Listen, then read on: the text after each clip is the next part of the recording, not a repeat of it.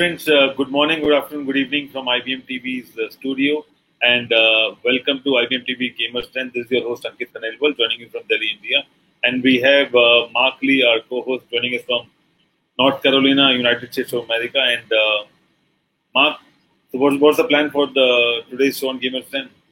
Well, we're going to bring in Jacoby, and I think he's going to show us some more games and some things that are going on, very exciting in the world of gaming. And then, of course, I think that Julian will be joining us as well. I know that he's an avid gamer, and then we're going to see who else might want to pop in as well. But I know that I'm always interested in this gamers world because even though I don't always play the video games, like I said, I'm usually doing the more simpler games like Words with Friends and stuff like that. But I do love the games, and my nephews and my younger brother are very much into that gaming world. So definitely always glad to see what's going on, and I'm interested in hearing what Jacoby's got to tell us about the gamers world. So let's welcome Jacoby and Julian on our Gamers House. Hi, good morning. Welcome to Gamers 10. I think good afternoon to America. How's everything doing on your side of the world? It's all well, all good. We just wheezed out our highest COVID cases yesterday. So things are like, you know what happened. I mean, we are like 80,000 plus cases recorded every day now. So that's what the situation. But everything is open up. Economy is open up.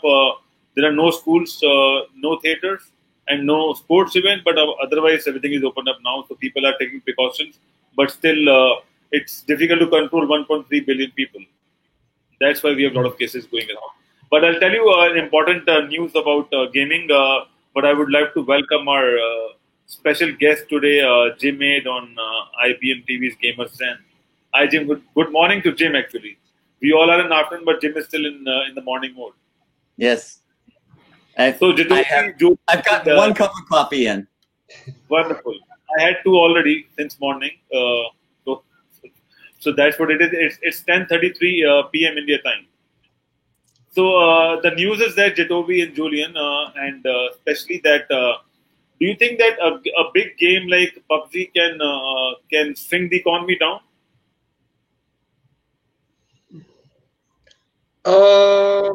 Well, I mean, it depends, I suppose, on who plays the game. Like how?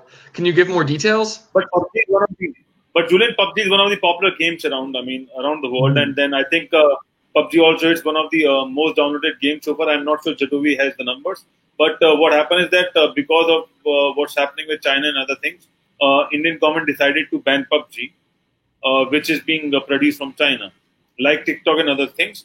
And because of the ban, there are a lot of government to government and diplomatic talks going around, and they are fighting against the ban happening in India because we are 1.3 billion people and they have a lot of followers from India. And there's some kind of a discussion going on the government level about the games and other apps, because we have banned like around 100 plus apps of China since a couple of months. And according to the numbers, the company's profit and downloads and hits are going tremendously down. As compared to what they have in other countries. And I don't know about the profit or about the economy structure or maybe a gaming industry in China, but definitely it had a hard impact because of what we bring to the table, 1.3 billion people. So I just wanted to know what's your thought on that. Well, the first thing it makes me think of is the licensing that's been associated with the Tetris game history. So whenever the Tetris game first came out, it was actually created. It emerged from Soviet Russia in a computer lab where the programmers were actually just developing games for their own entertainment. And they weren't really allowed to sell these things because I was kind of, a capitalistic frame of mind. But as time went on, eventually the game got so popular that people began trying to purchase it. And so, of course, there are these different economic and legal factors between different countries. By the time the government got involved with the Tetris game, there were already licensing deals that were taking place with members of other nations. So in many ways, it was an issue, in Soviet Russia with that game. So I'm not too familiar with PUBG specifically. Myself, I've always played Fortnite a bit more.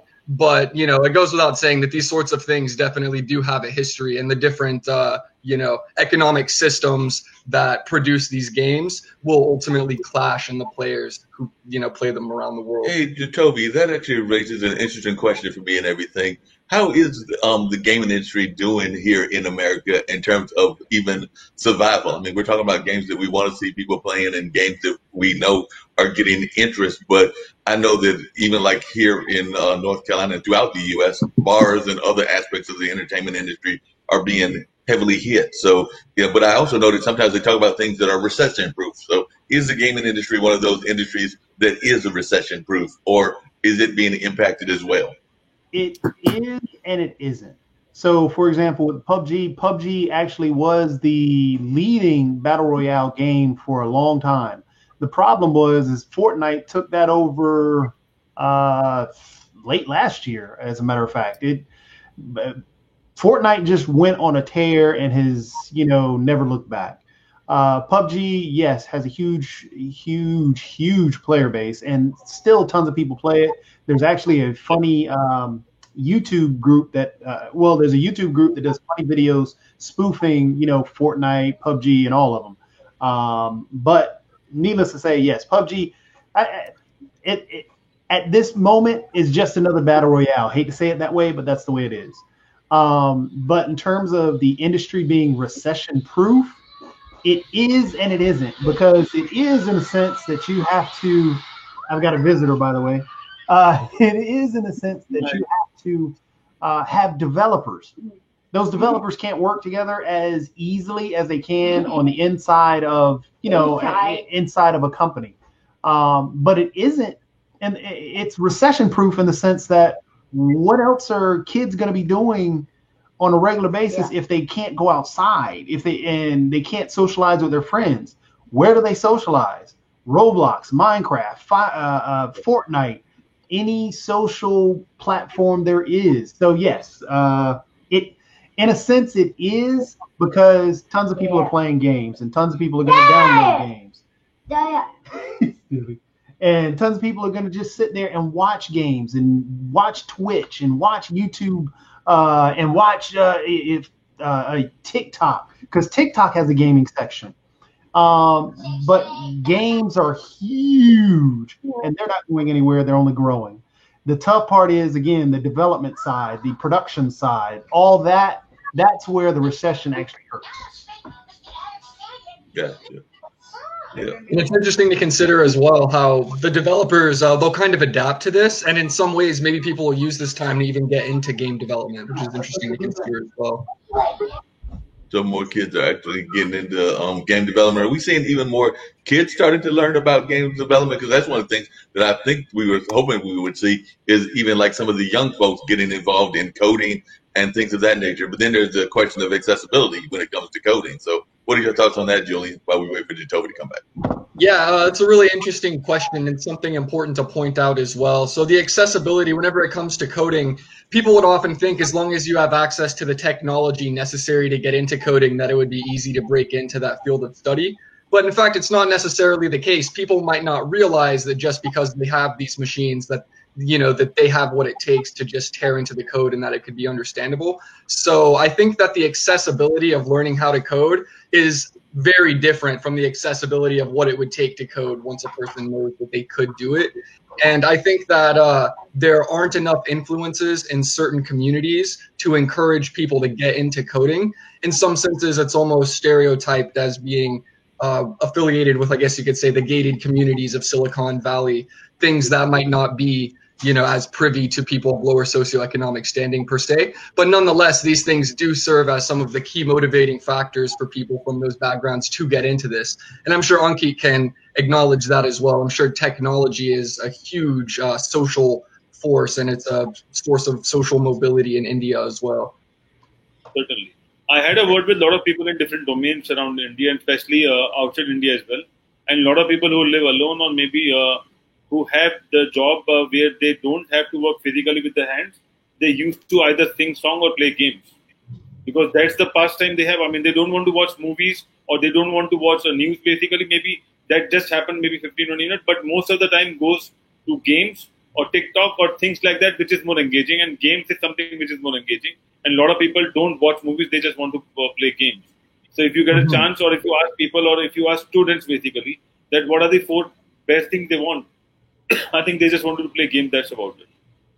No, that makes a lot of sense. Yeah, and I know that definitely. I think Jim had a question, but Jacoby, Jim is joining us. I think for maybe one of the first times here, and we've got some probably hopefully new listeners that are watching. And I've never asked you this question, but definitely share with folks what got you into gaming. Like I said, I know that you have a gaming company. I've known you for being a co-MC and for your involvement with the Durham Bulls, but just what got you into gaming, and then I'm going to turn it over to the question that Jim may have as well.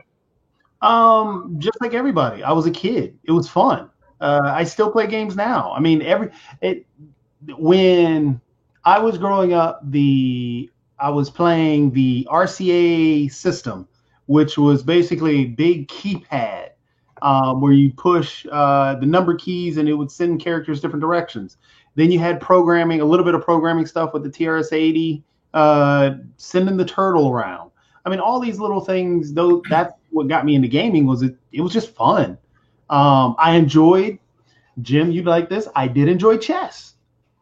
I'd play, my favorite was Go rather than chess, though, because I enjoyed, when I went on a Habitat for Humanity's trip, we were trying to rebuild the homes from, I think it was Hurricane Andrew or something, down in Miami.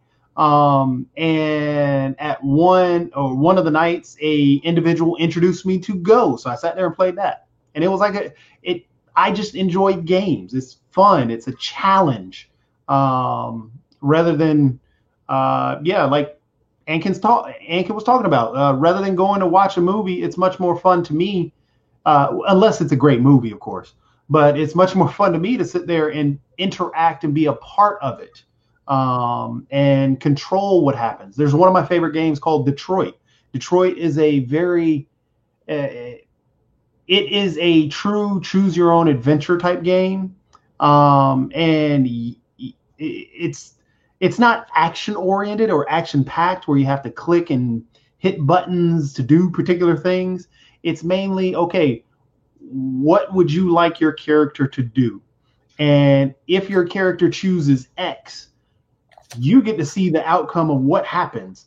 And there's no good or bad answer because everything has consequences. And so it's kind of like a life lesson. It's neat.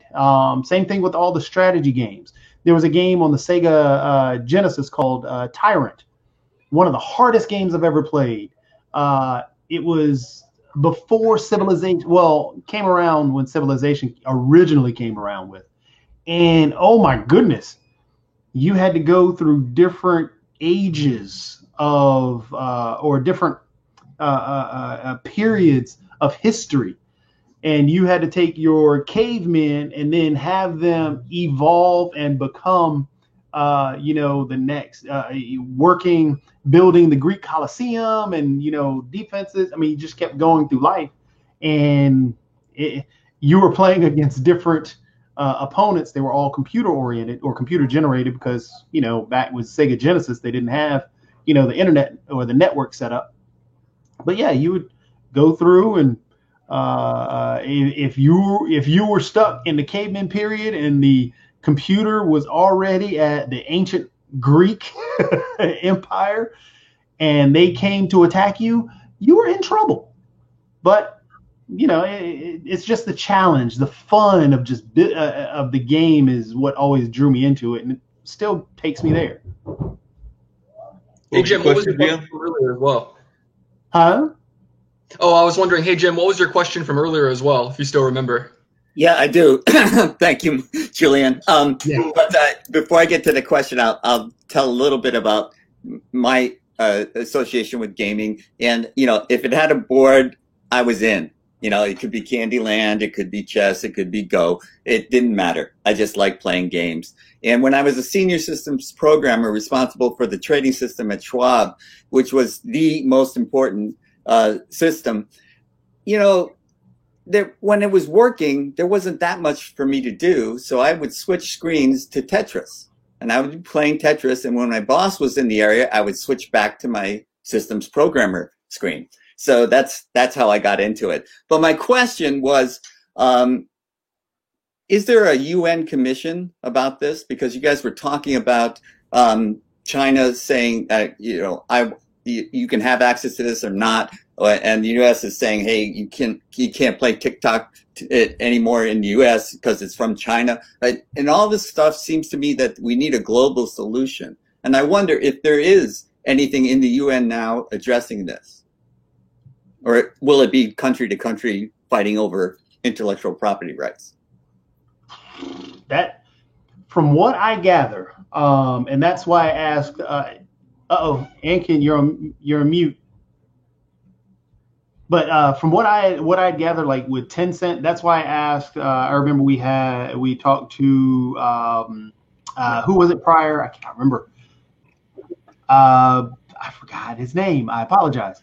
But Tencent, yes, Tencent was going to be.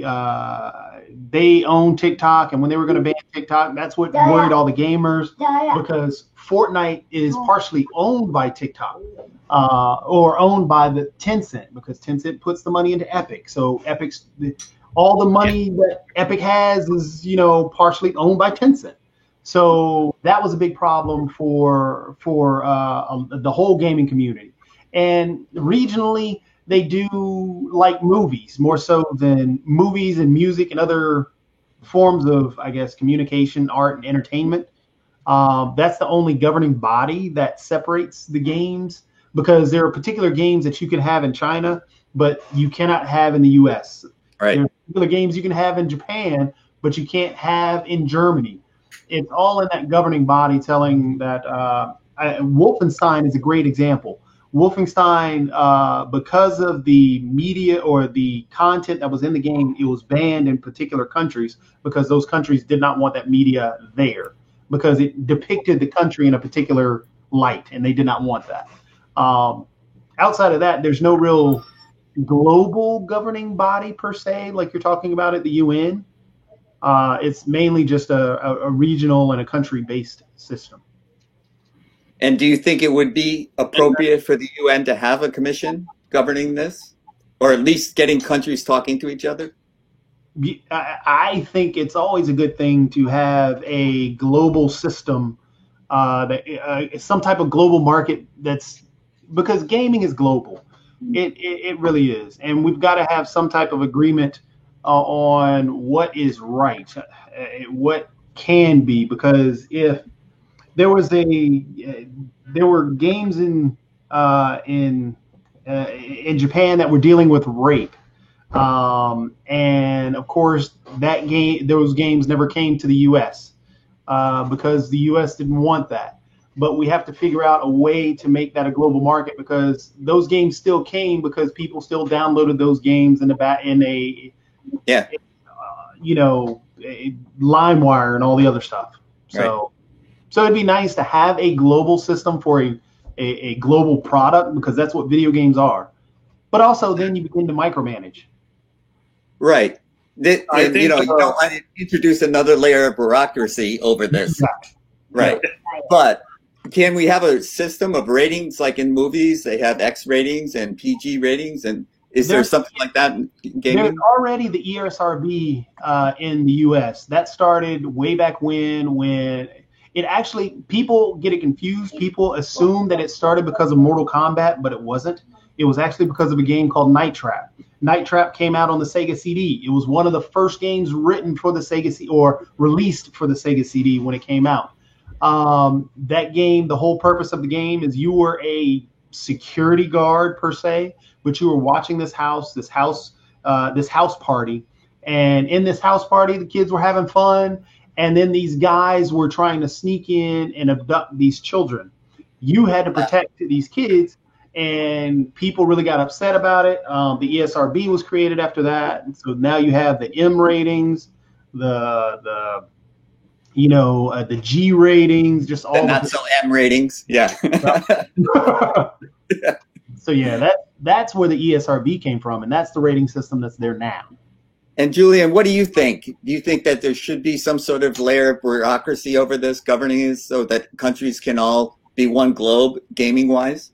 Or So it goes a lot deeper than just the gaming itself, because if there was something like that on the games, it would almost have to apply also to other cultural artifacts, right? And in some ways, there are certain customs that can be different between different nations, to where ultimately it could even restrict some creative freedom, or maybe it could expand it. But I think that what would be better would be for each individual nation to have their own kind of ESRB, and then to just let the market determine which games, should be contrasted and compared with that. I think that having a United Nations layer of bureaucracy over it wouldn't necessarily contribute too much to it, but it wouldn't, hurt either if there was more need. I don't see much need at the moment, though. Because wouldn't you be afraid to some degree of almost like a prohibition era Mark, kind of thing happening? Ankit wanted to get in. Ankit? Okay, go ahead. Ankit. So I think I agree with Jitovi. Sorry, Julian, that we don't require any kind of. We must have an association. That's fine, because there are a lot of associations about gaming, and they are working on how to develop and empower game, or creating a gaming industry worldwide, which is acceptable. Because like entertainment industry, there is no official gaming industry. It's still not termed as an industry in the world right now. But why, Jim, is that because see, every country has their own IP. And right. When we can't have those IPs in different countries like China and all those things, that it's not you can't use Google in China. Right. Gmail is not working. So if we have those kind of things, and then if you start talking about games, and then those games will be a world-based organization, and then you want to play those games in different countries, and then the countries have their own restrictions. And also with gaming, what happens is that our country is a peaceful religion country. And we avoid a lot of game which is more of a violent game, as compared to other countries. They like violent games, or maybe they like something else. And that is not something which is coming on the same balancing point of view of the world. But the idea is that we should have a World Gaming Council where we can empower and plan some policies for different countries and help each other to create an industry out of it, because gaming is still one of the biggest industry. And why I'm saying is that, I know some numbers which is bigger than what entertainment and music industries, but from past 2 months, what I have realized from our Indian media and from Chinese media, after banning a lot of games or a lot of apps in China, they are having a tough time. And there are a lot of instances when something happened in India and we just start boycotting that app, and then those people are coming to India and apologizing and doing all those acts to make sure that we accept and start playing those games again. So there are a lot of things going on, and that means gaming is something which is bigger. And I think we can create some kind of a revolution or some kind of thing with that. And also on the other end, gaming is a powerful tool as well. So if we use it in a planned way, we can have a lot of interesting, skillful and entertaining or learning assets in the future as well. And I think that should be the motto and positive objectivity about the games. But rest, the gamers know more about it. I just believe in an ecosystem. Right now, I can ask you, are you on Facebook or are you on LinkedIn? But I can't ask you right now, are you on PUBG or are you on Tetris? Because this is not what we are looking. But I think over a period of time, when we talk about bigger studios, so we can talk about that. Are you on ABC Studio or are you on a gamer studio? Because people will talk about ecosystem. And that's what happening in next 5 to 10 years. Every big company is creating an ecosystem where you have to buy an Apple. So you will have a lot of Apple tools and you can't talk to a person who is having a Google tool. So likewise gaming, and if you talk about Apple, Google, Facebook, all those big companies, everyone is working on the game. Facebook have started gaming streaming on their platform, and also they have a Facebook gaming studio coming up now. So something is going on with the gaming industry, and I think a revolution will happen in next 2 to 5 years. And I think Jitovi must have some more information about that. Well, Ankit, let me ask you this. Because you're basically describing a free market society within the gaming industry. And that's what I'm hearing is the way people want it to go. It doesn't want to be top down. It wants to be bottom up. Is that right? Bottom up. Julian, Jitovi? Yeah, it seems that way. Yep. Yeah, the gaming community wants, that grassroots setup. However, the tough part is you still got to have something to regulate it, because the problem the gaming community has right now is that freeform capitalism side. That's where loot boxes are. Loot boxes killed EA Sport or EA games because people hate EA games because, they love them. For example, Apex Legends is one, but they hate Battlefront because why? Loot boxes. Loot boxes, it's a pay-to-win scheme, and people see that, and people don't want that.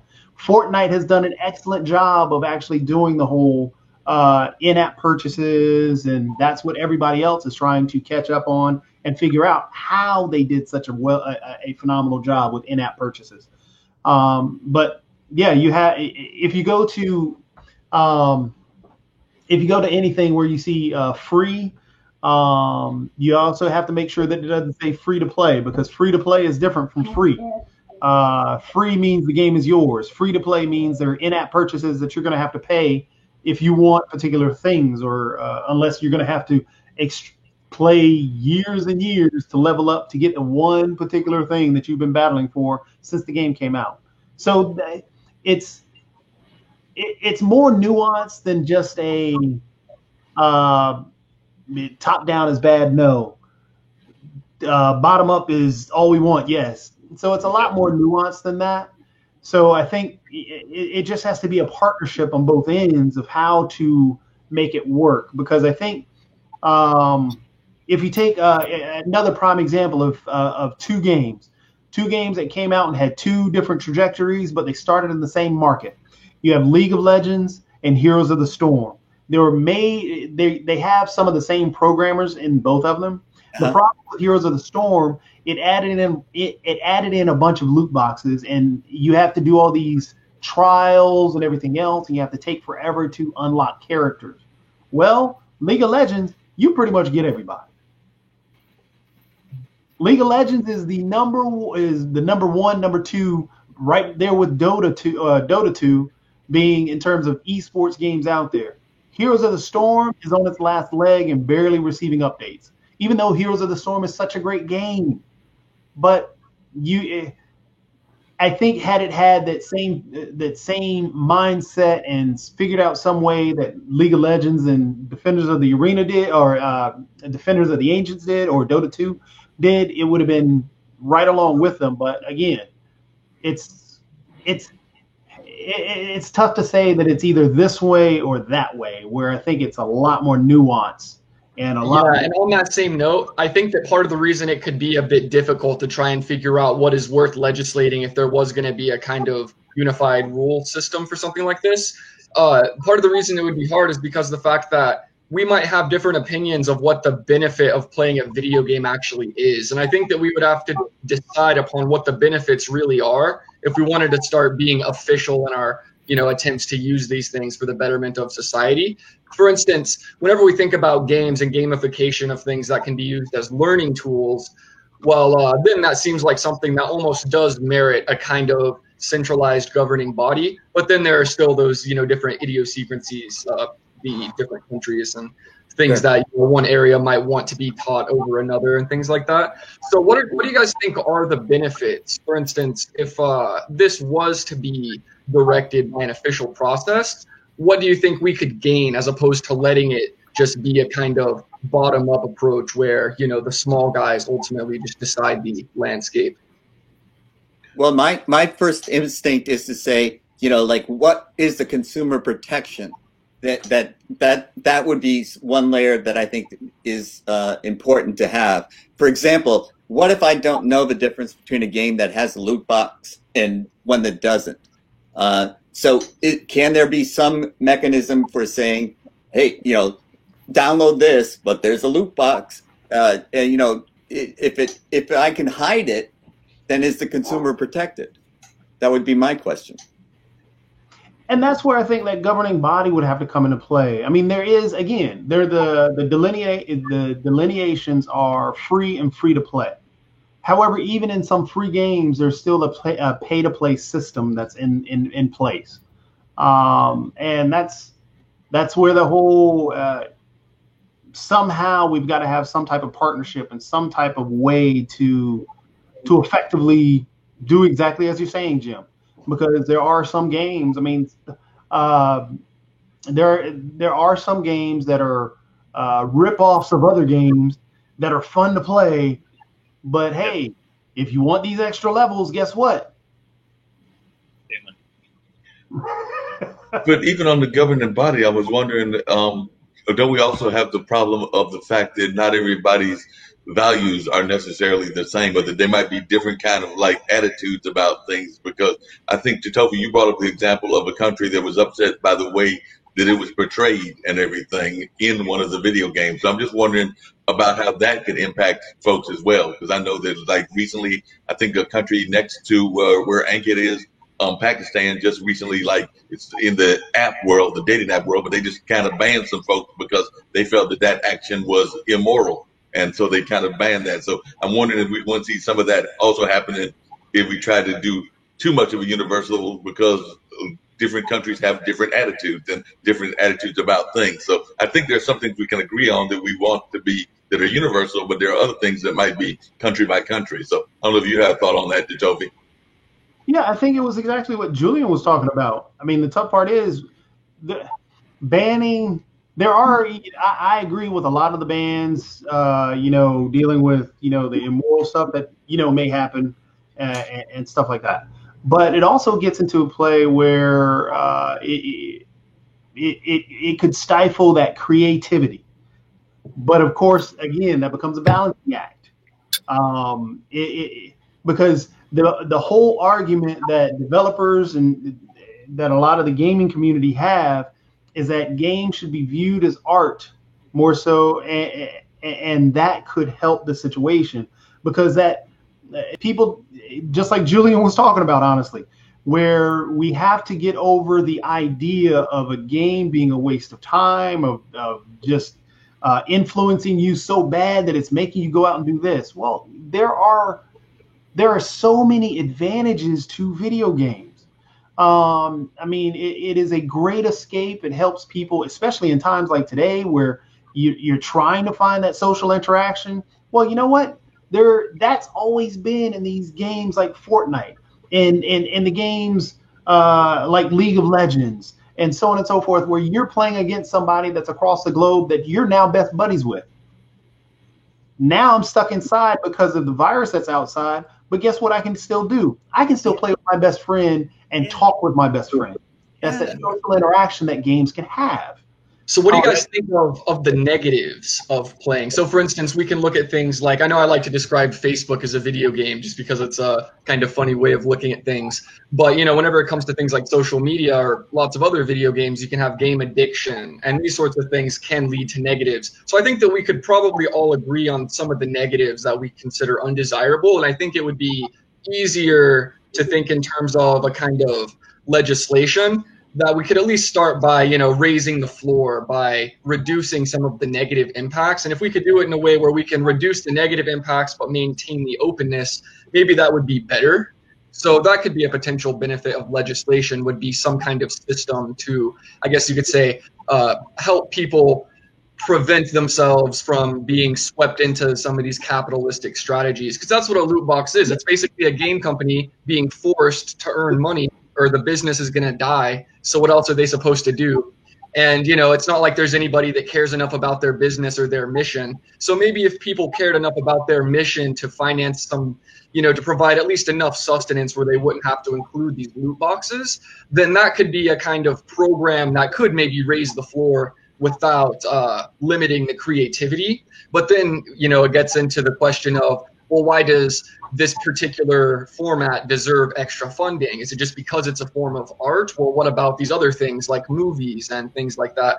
So, I guess it's so difficult to get into. We almost would have to describe the value of every piece of art in terms of what it represented and what it could really contribute to society. And it just opens up such a can of worms that it could be worth opening, definitely could be worth opening. And I think that opening it could actually do more good than just what could be done in the video game industry. I think that this kind of objectivity would help people who, for instance, might be more scientifically minded to appreciate the value of artistic contributions, just to the human pantheon, so to speak. So I think that could be an interesting way, is if we just focus on removing the negatives, but still having enough tolerance for different views and, people who might want to make fun of us, and respecting their freedom of speech and all that to allow them to exercise their creative freedom. What do you guys think of that? I think that's a great idea. And I also think that we don't want to stifle creativity, but we also want to protect the consumer. And so some type of labeling, I'm not so sure we want to legislate and say, you cannot do this, or you can do this, or we'll fund this, or we won't fund that. But we should let the market decide what's fun.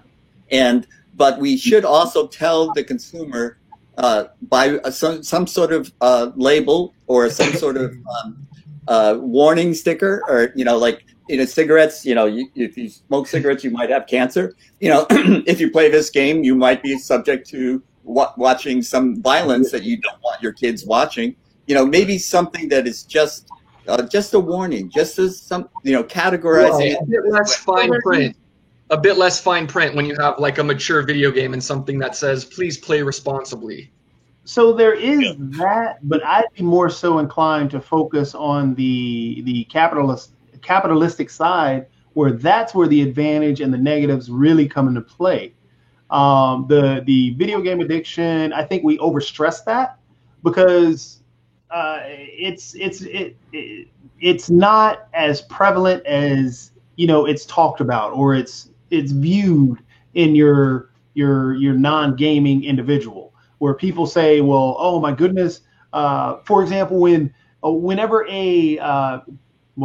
since one has happened, it's sad to say one has happened pretty much every day until COVID hit, and then we didn't have one because school shut down. But whenever time a school shooting or something happens, the first thing they go to is what? Video games did it. Yeah. It's not true, because you have other things that are there that are influencing this child and that are being missed by this child or this adult. Video games really isn't there as the focus. They didn't go and say, I want to go and do this because the video game told me. Something happened to that individual that made them go to that place to do whatever they did. And there were probably warning signs that were overlooked. Yeah, so that's why I think that we should focus, especially with video games, because if we begin to understand and look at it through art, through education, and understand, if we talk to, for example, Roblox. Roblox is a beautiful game. Tons of kids are playing it. And you know what you can do in Roblox? Build your own world, understand how to create a game, and develop and program. If you can talk to a child and challenge them to, hey, I want you in my STEM class to create a world where, I want you to remake your city in Roblox. Yeah. Why can't you do that? That's education. That's teaching the kid about the place that he lives. I want you to create a beautiful monument to Paris. Yeah. As an exchange for, how they gave us the Statue of Liberty. Let's go ahead and see if we can do the same back. And how would you come up with? So you can educate through video games and talk to kids that way. And I think the more we stress that, oh, well, the games are bad, we alienate those kids. And if we want to protect them, we've got to make sure that on the inside of the game, that's why I say, getting back to the capitalistic side, where game developers are not able to run rampant and just take money and give you no real product or nothing on the end game. And this is why I will always compliment what Epic has done with Fortnite. They have created a great V-Bucks system where the kid or the individual is excited about the skin, the dance. It gives them some way to achieve that, as well as, okay, well, if I pay my $10 for this, then I am excited and satisfied with this. Quick interjection. I just want to touch on part of the brilliance of how Epic actually did that, because I think it's so interesting. So they have a cycling menu of in-game purchases where basically new things are made by content creators, including, just random people and even some more skilled artists. And then those are available in the game. And so as a result, it doesn't just encourage players to play, it also stimulates the economy. And something I've realized lately is that the economy wants you to stimulate it. And if you can create some force that will stimulate the economy, there will just be a kind of gravity that will bring more resources into account. So I think that that's partially how Epic was able to do it. They were able to bring in the creativity of so many people, and then, you know, whichever things are good, they make it. And if people buy it, they buy it. And then whenever that happens, people get, you know, even more involved in the culture, and it was basically exponential. Yeah. I think that was a major part of it. And, you know, also Fortnite has a lot of musicians who will have like the in-game concerts and things like this. So basically, by stimulating other parts of the economy that almost seem unrelated, they were able to expand their power base in a very strategic kind of way. And so now, for instance, when I listen to Travis Scott, it makes me think of Fortnite, and vice versa, as a result of just, you know, that particular collaboration. And that's how it goes. But yeah, I don't really know of any other games that have allowed that level of openness, and maybe that's why it's risen to the heights that it has. Well, Minecraft has. Okay, well, hey, Minecraft is also pretty high up the list. Yeah. Ankit, you had your finger up. So I have a different view in terms of gaming, because what I understand is that gamers are like cult followers, and then people who are in the industry, they know about the gaming. Otherwise, if you ask anyone else, they don't know anything about it. Tetris is something which is followed by a lot of people around the world, but not all other games. I think one of the second most popular games after Tetris in India is Candy Crush. People still play Candy Crush, and then they just have a hard time. But what I wanted to do, I mean, if I get a funding from Silicon Valley, I would place a lot of studios around the world, and from that gamers den, which is the closed inside box, I want gamers to go out and play in the open air basically. And I wanted to create a lot of content with VR and AR so that people can play games and still do their own work. So let's example, if I'm at the airport and I have like 7 hours of layoff, so what I'll do, I'll just roam around at the airport. But I will like to sit down at the airport, play a game, and then while playing the game, I will order all my food, and the food will come at my gaming console, and I'll have I can access everything while sitting at the airport itself. So it's like an AR VR with a gaming thing, and I will just control everything. I mean, sitting there. Why will I go around and roam around here and there? And then with gaming, it's kind of a closed pod where you can relax, you can sleep, and you can play your game, and you can pass your time. And my idea of gaming is just that why I don't play games is it's more about addiction, and I wanted to spend productive time to something else, not for game. I enjoy game, but I don't play that much. But on the other hand, I wanted to produce a lot of learning games which will create a lot of learning for, or maybe create some skills for the society. Or else, we can see a lot of ads on YouTube while watching YouTube and things like that. What I wanted to do is that while watching those ads, I have that power to order a lot of, or maybe try to do some engagement while playing games. So the next example is that you are waiting at the doctor's clinic for like 1 hour, and then you don't know what to do. But if I have some kind of a health game which will enable my health, or which will teach me how to maintain your health, and then that game will give me some rewards as well, that will be beneficial for me and for the gamers as well. So I just wanted to create some kind of integration with the offline society and the online society, and then create an engagement so that everyone will get benefit out of it. And then you can create a lot of analytics and data as well, and that you can use it at a later point of time. On the other hand, the most important aspect which I don't like about the gamers is that every gamer have a different gaming name or a profile avatar when they play different games. And then it's difficult to virtually capture anyone. So suppose if I want to capture like anyone, suppose Jetovi, I want to capture Jetovi. But Jetovi playing Jetovi in Tetris, but if he plays some other game, he changes the name. And I don't, it's difficult to track that person. According to me, if we wanted to create some kind of a world council and identity, I mean, you can have a different virtual avatar, but that avatar is like your Facebook profile.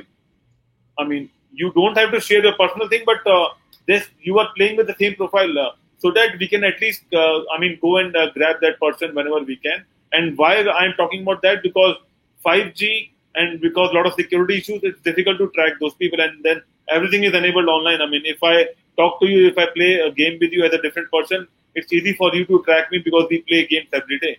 So just to have some kind of security, maybe we should have a single avatar or maybe multiple avatar, or you can buy or book your avatar so that you will have your own brand or something like that, which will allow you to make games.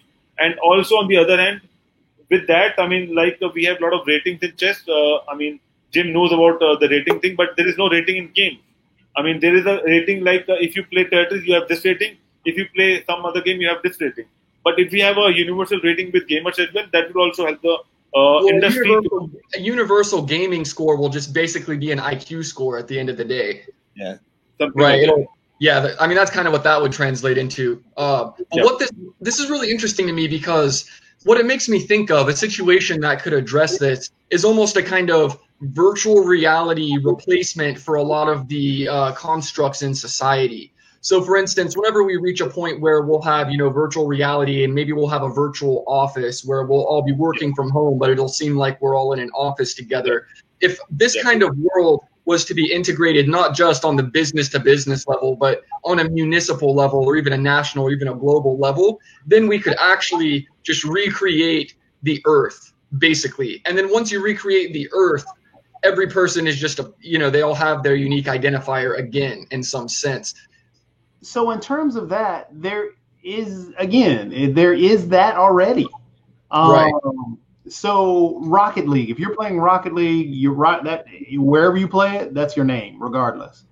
Ankin, I don't think that it's possible to do what you're talking about, because if I choose, because the thing about gamers is it's all about individuality and having that power of that individuality. And if I choose a name in Rocket League and then I want to go play Fortnite, if that name is taken, I can't just take that name. Think about this. I have a proposal. I don't know about the name basically, but my idea is that I should be able to track that person. So suppose if I go to your profile as a gamer, I can see what names you use to play games. It's just about catching that people, maybe a gamer's Facebook. So you can still, you can. So for example, if you play on Steam and all of your games on Steam, you'll be able to find that name on Steam. But there are different platforms. There's not a universal platform across. And even if there was one, people would get out of it somehow. Yeah.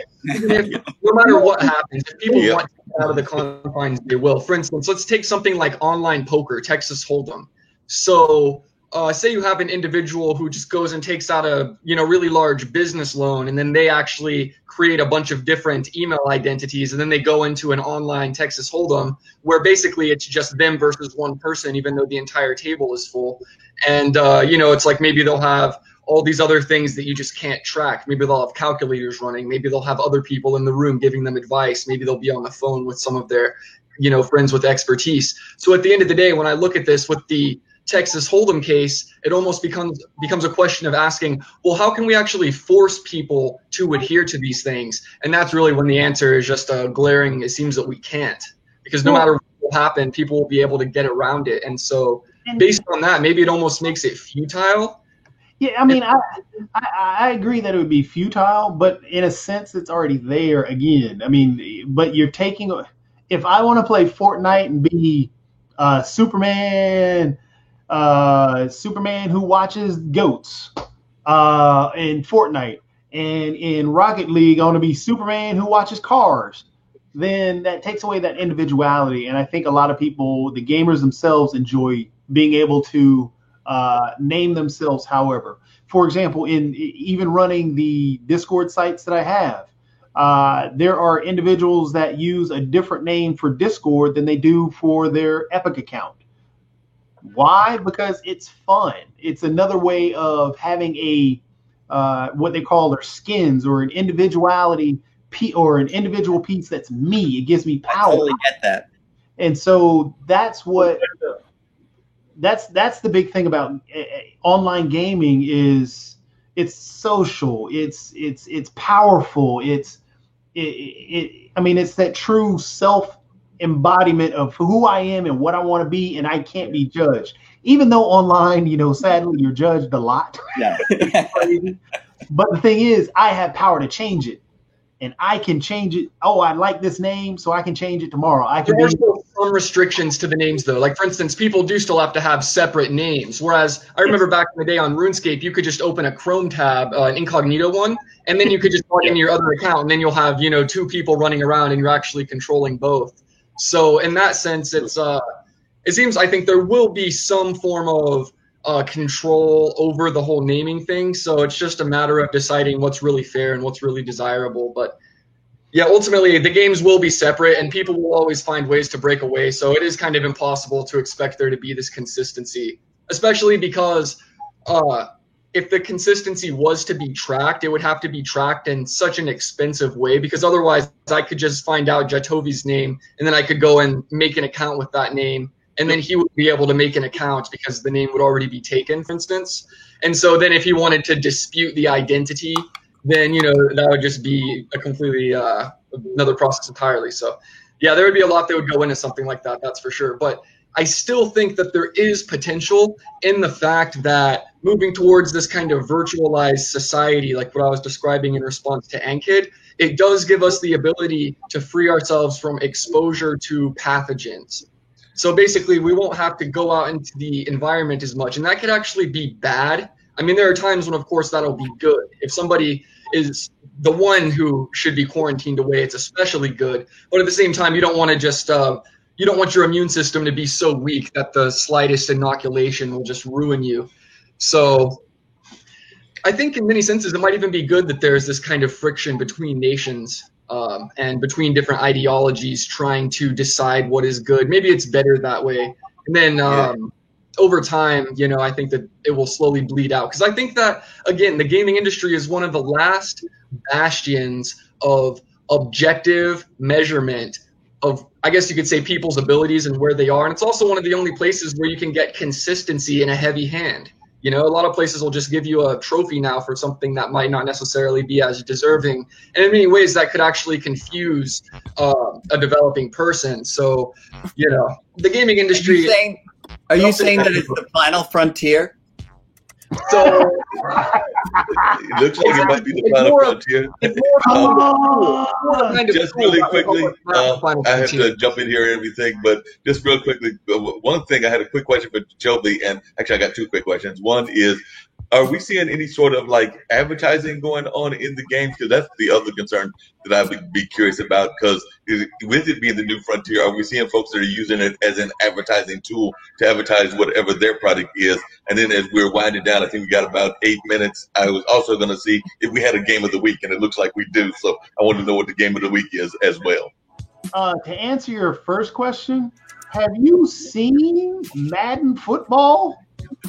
Have you seen NBA 2K, any of them, or even going way back, any sports video game? There was actually a game called Sunset Overdrive that had, I think it was Pepsi on the inside of it. Yeah, they'll use in-game advertisements if it's, if they can pay for it and they can make it work. Yeah, it's there. For example, Fortnite.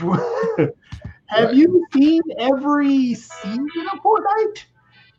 They just released the whole Marvel season. Guess what? Comes out. Matter of fact, next week there is a Marvel game that comes out. There's also the Marvel Studios stuff that's happening right now. Sadly, of course, we had the issue. It had Chadwick Boseman pass away, but even there's tons and tons of advertisement that goes on in video games, and they do it in a slicker way than they do it on TV or in movies, where they hold up a bottle and say, "Hey, guess what I got?" But no, it's definitely there. The game of the week this week is it was free on the Epic Game Store, but then it moved past it. It's actually free on Steam, the beta version, for some odd reason. I don't know why. This game is for anybody under the sun, from kids all the way to adults. It's a fun game where it's called Total Reliable Delivery Service. It's a teamwork game. It's not a competitive game. You have to work together just to deliver packages. You can use the controller if you've got a controller, or you can use the keyboard. All you do is you join. They drop you in as a character. That's a character for you, Jatovi. Yep. All you do is you pick up packages and you deliver them. And it's up to 4 players. There is no real. There's not much chatting that happens. There can be, but no, you're just running around, just picking up packages and dropping them off. And it's very silly. As you see, there's an explosion. Nobody can die. So You can jump off any building you want to and land, get up and climb up the building again. You can play with your friends, fly in a helicopter, jump off the top of the helicopter into the ocean. Not stuff you can do in real life. But yeah. Now, we deliver these packages all in the same city, or is this a variety of cities, or has it got change in settings in terms of where you're delivering these packages to? It's changing settings. So, for example, this is the training part. I got to go over here. I have to grab. Now I got to pick up the package. There you go. Package over here.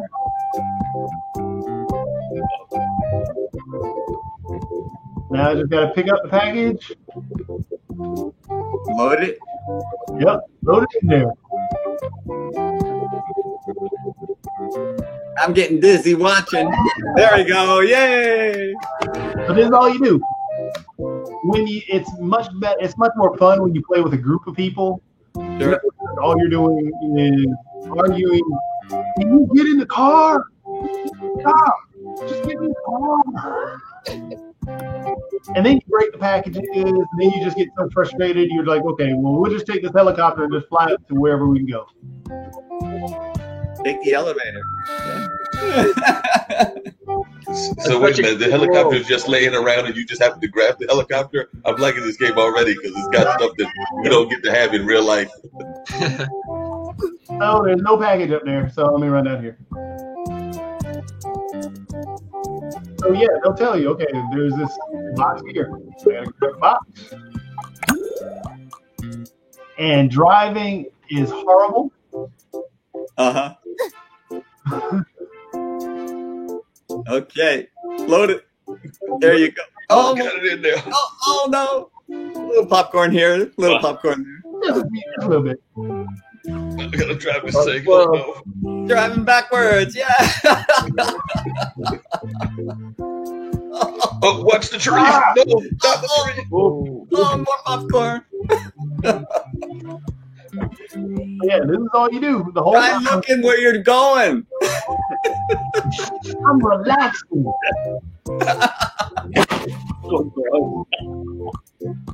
Now I gotta jump in here and pick up the package. I'm filing out a complaint. Hey, Brown delivers. Games like this make me think that people just inherently want to work. What'd you say, Julian? Then games like this make me think that people just want to work. The funniest thing is that Fortnite, one of the has one of the largest player bases. You know what you're doing? You're building. You're working. League of Legends. What you doing? You're just trying to protect your little yard so other people. Jacoby, do you ever get to deliver anything to that big mountain that's sitting in the background? Because I see a big mountain back there, or is it all within the city? Or do we get to deliver anything to the mountains? Yep. You get to deliver to the mountains. Right now, I don't know where I'm taking this one. Ski resort. Oh, you dropped it. And like I Gotta go back and get it. With people, this is the whole time you're trying to sit here and load it on, and somebody can't load it on, and then they start messing with you and taking off. Why don't you just drive backwards? Oh. I'm gonna just go ahead and drop it off. Yeah. Yeah, give up on that car. Give up on that vehicle. I think Jim's already filed about 3 complaints against your driver because I was watching him take notes when he's filing complaints. Oh, wait a second. I'm not supposed to deliver it there. Jim, you Wow! Whoa. Popped your corn. Citizens arrest. I'm supposed to take it up there to the ski resort. Oh no, There you go. Oh, they knocked over my stuff. You're raising your arms. Come on. It's not they're supposed to go up to the ski resort. They don't want to take it. So how dare they? Yeah, I gotta go up to the ski resort. You know what this makes me wonder? Well, I guess we're nearing the end. So here's a question for you guys. What do you think are some types of jobs that can benefit from these skills that people seem to enjoy exercising so much in these block-based games? Because, we see this one. Last week we saw the game, what was it, Wilmont Warehouse, right? And Minecraft, it's about placing blocks. Tetris, it's about placing blocks. It seems that that's just the thing that people like doing. Where can we use these skills? That's a great question. Software development is one thing that comes to mind. Or I guess like electronics engineering. It's a great question, and I think honestly, you could probably use these skills anywhere, from spatial recognition. When you're building a PC, you've got to figure out, I'm under the truck now. No, exactly. There needs to be a lot about learning direction. So this is something you can use in any business, and just in terms of like business development. Mostly any game, any business, or any industry is about following directions. So it seems to me that you could actually apply this to a lot of different aspects of society. Yeah, it's true on the low level, but think of it like this. You couldn't go into a job interview and say, hey, I'm pretty good at Wilmont Warehouse. You should let me arrange your shelves. They wouldn't necessarily understand how it carries over, even though I think that if there was a kind of focus or a specialization, I think that could definitely let video games economy in a more robust way.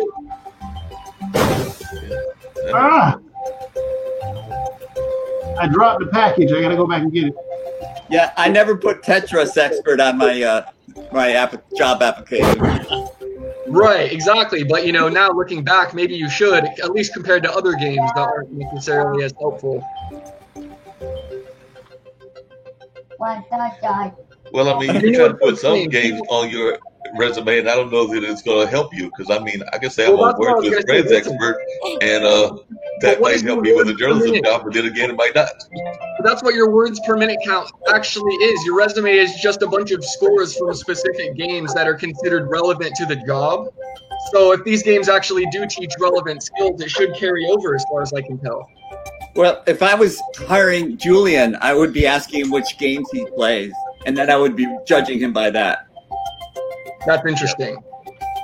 Targeted profiles. That's really interesting. We have a concept called social behavior, where there are a lot of tools available, and people just put your profile, and then they'll get to know your social media behavior, and based on that, they hire people.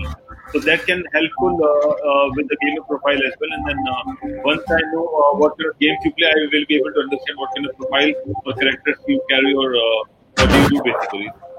I think it's easy to capture, but I will come back to what I was saying is that I think it's all about ecosystem and what kind of ecosystem those studios bring up, and that ecosystem will take you for a long period of, maybe community or members or whatever you say as gamers basically.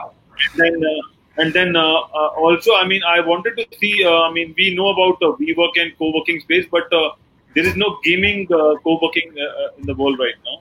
And if we try to create a lot of infrastructure for gamers and introduce gamers to those people who don't play games, I think the industry will definitely accept it and work it out accordingly, because there are pros and then there are people who are like, they don't know anything. So there is no middle who will just jump out and help those people to join the pro community, or maybe join the gamer trend, something like that. So I think there's a lot of work required on the other side of the road, I think, and make sure that more people play games just to learn games rather than just addiction or anything. Yeah, great idea, and I'm seeing this game. But Jacoby, I've got to ask you a question. The person that you're driving with, did they go to the Markley School of Driving? Because as y'all know, I don't drive, so I'm watching their driving, and I think they went to the Markley School of Driving. The character was based on you, I think. There are some schools you don't want to go to. Exactly, that's what you don't want to go to. Okay, here's a kind of deeper question for you guys. What do you guys think of the potential of being able to encode certain, I guess you could say, logical problem-solving processes into in-game activities, to where people playing games and progressing through levels could actually be behind the scenes solving certain types of problems? What are your thoughts on that? I love it. Are you talking about what was that? The SETI project? How they had Sure. Well, there was where you could load on an application onto your computer, and it was supposed to be doing calculations to figure out where life was or stuff in space. The whole what was it? I cannot remember the acronym. And can you remember it? I don't. Well, I would just like to have to solve a symbolic logic problem to get to the next level. You know, that would But I be. think certainly, I mean, people will love from those games, and there could be a lot of strategies. What happened with me, if I don't play game, if I'm watching a movie or if I'm maybe watching a sport, I somehow, sometimes I get a solution to my real problem. And then I try to implement it. And when we play games, I think definitely we can work on those strategies and implement those strategies. Because gaming is also a way how to live your life in a fantasy way, and then how you can implement those challenges in your life and look for solutions. So I think definitely. Yeah, it definitely shows you how to live your life. But I do have to make a comment on this game though, because it had the person drop from the hot air balloon without a parachute. So I'm sitting there going like, wait a minute, don't they need a parachute in this game? No, parachutes are overrated. This is a utopia we're talking about. Yeah. You can explode and then just fall down and come back up. There's only infinite purpose. And that's why I say, like, this game is perfect for any age group. It's just a silly game. Kids play it. Kids run around doing whatever they want to. Oops. I didn't mean to blow the plane. I think your screen's there deactivated.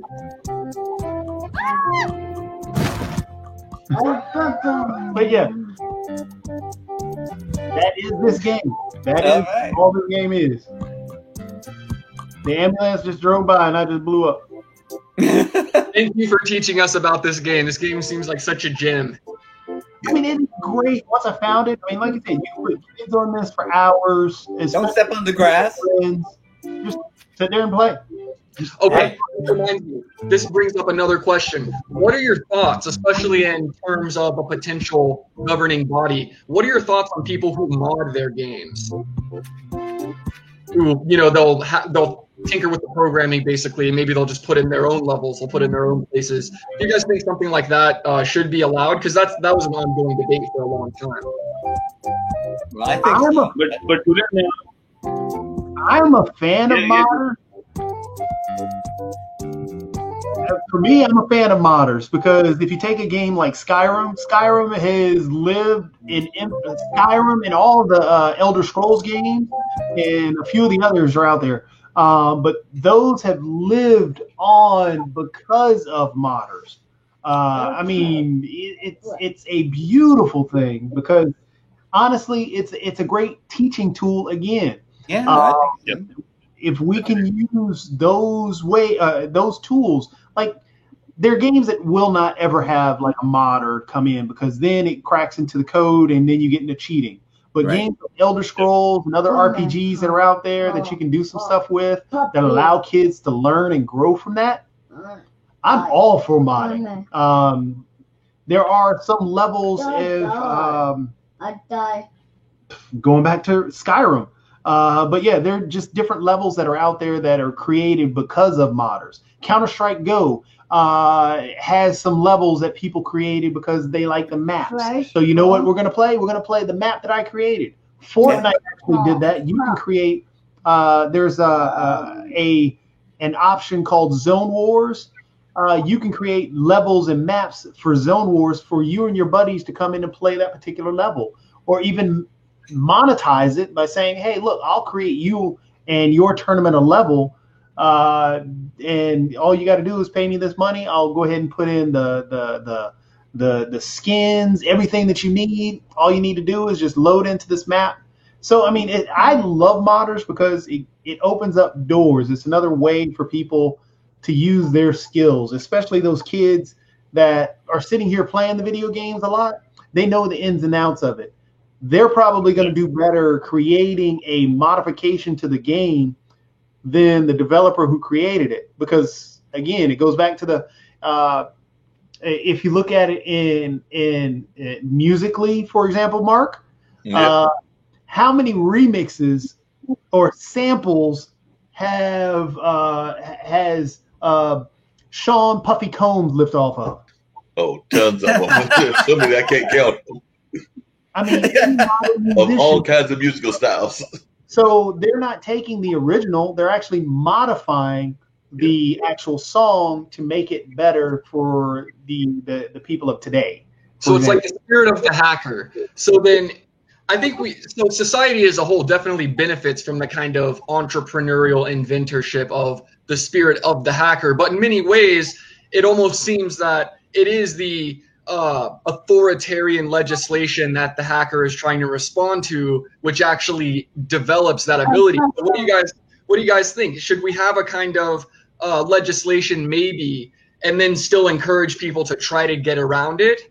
Or do you think that we should just discourage it? So that goes into the nuance of hacking is different from modding. Hacking, it's all about intent. You have hacking doesn't necessarily have to be negative, right? It doesn't necessarily mean like stealing information. It could just be putting together a solution that wasn't anticipated or expected. And I think that's where you got to come up with the idea of You're losing, Jacoby. That was not a good sign that you just gave us, because you were there screaming. Jim's gonna hack. Julian, I think we need to take that idea, which is an excellent idea to discuss further, but we don't have time today. Yeah, that's fair. We'll bring it up next So week. I think I think before we wrap up, my last question is that what is the game of the week, Jacoby, and then we'll go to Julian and we'll see what is the game of the week for our viewers this week. The game of the week right now is Total Reliability or Total Reliable Delivery Service. Like I said, it's a great game for people to play, especially to get kids on. If I remember, it's $19 on the Epic Store. $14 on the Epic Store. It's free on beta on Steam, but then it goes to $14 on the Steam Store as well. Wonderful. Julian, what about you? What about me for what? Do I have my own game of the week? Game of the week. First, game of the week. Default to Tetris. I mean, that's basically all I've explored. I haven't really looked into any more games of the week. Yeah. Yeah. Okay. Fair enough. Wonderful. And classic. I think I don't have to ask this question to Jim, because it's I think by default it's chess. Jim. If I'm filling out a job application or I'm reviewing a job application, they say they play checkers. Not hiring them. Okay. But Jim, there was a chess Olympiad happened, and then India and Germany they shared the title. Do you know about that news? No. A chess Olympiad. So I think we can discuss about that tomorrow. You will do your research, and then we'll see tomorrow what's that. Mark, any closing comments before we wrap up? No, just it was a great conversation. I learned a new game. I might have to go try to get that game and see how much luck I have. And I'm going to see if Jim can give me some little tips on some things that he might hack and put in there, so that he might give me some other clues and everything. And then in terms of my game of the week, it's the same as always. I've definitely just started playing Words with Friends again, and this is fantasy football week, so I got my fantasy football going on.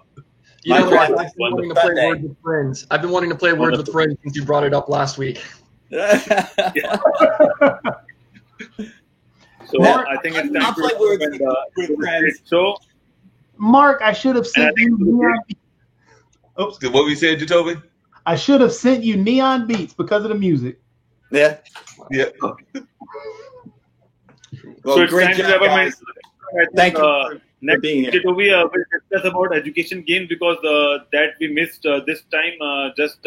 We started something else, discussing about PUBG and all those things. So maybe next time we'll talk about education games, which is our last topic of discussion, and then we'll see to it. And then it's time to wrap up. And thanks for joining us. We'll see you tomorrow on Medical Friday only on IBM TV. Take care and stay blessed, and do play games whenever you can.